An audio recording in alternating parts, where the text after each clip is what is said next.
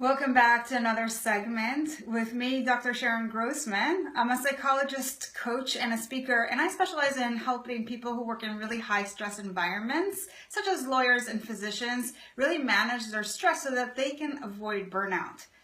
Now, one of the things that really can load up that stress is when you've got all this mind chatter.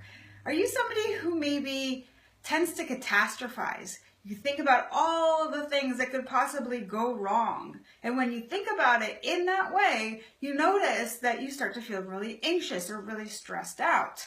Well, if that's you, I've got a 3-part solution that can help you to really quiet that mind.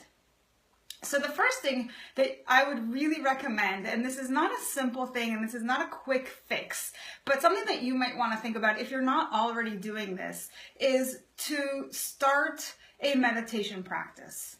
Now, you might have heard about meditation and all of the benefits of it before, and you're like, yeah, I know, but it sounds like so much work.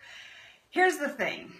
Your mind is going a mile a minute, and that is its tendency. You have so many thoughts every single day. And so one of the things that we need to do is to retrain your mind to be able to slow that process down.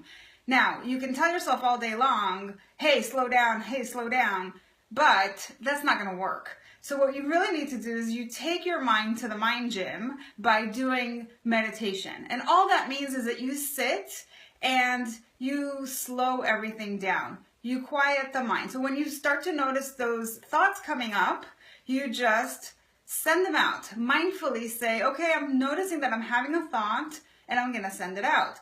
Over time, what you'll notice is that it builds up that mindfulness muscle, and you can then apply that mindfulness in other situations when you're not meditating. And so that's how this is helpful in our process here for quieting that chatter when you're not in meditation. So all day long, you're having this chatter, that mindfulness muscle can then be utilized. So that's really step one.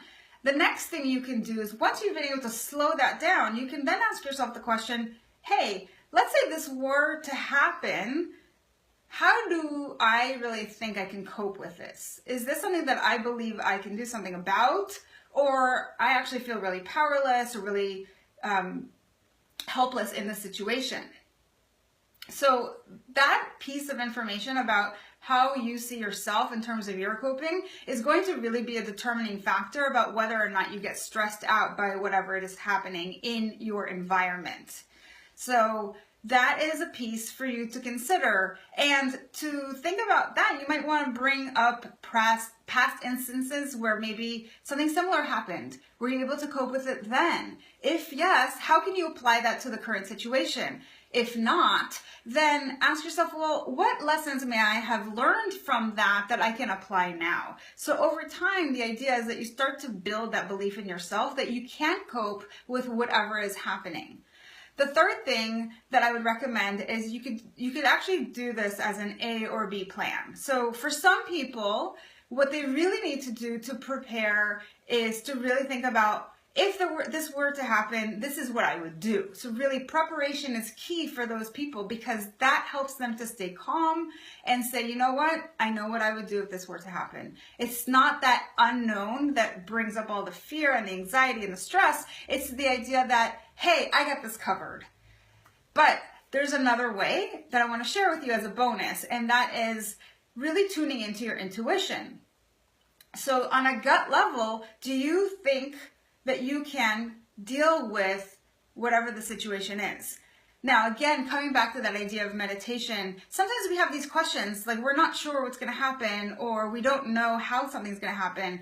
So that is an opportunity for you in your meditation to take that moment, ask that question, and quietly sit and see what comes up.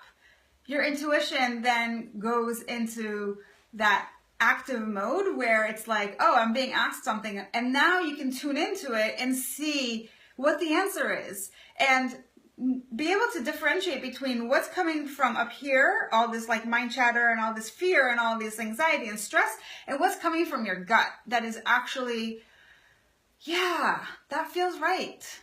So take a moment to distinguish between those two things. The more you practice that daily meditation, the more that's going to help you. So I hope that was helpful. And if you want to figure out how stressed you are and what you can do to really overcome that, I have a little stress quiz for you on my website. So go and visit coachingbysharon.com, take that stress quiz, and we can talk about your results and what to do about it. Until next time, again signing off, this is Dr. Sharon Grossman. Have a wonderful rest of your day.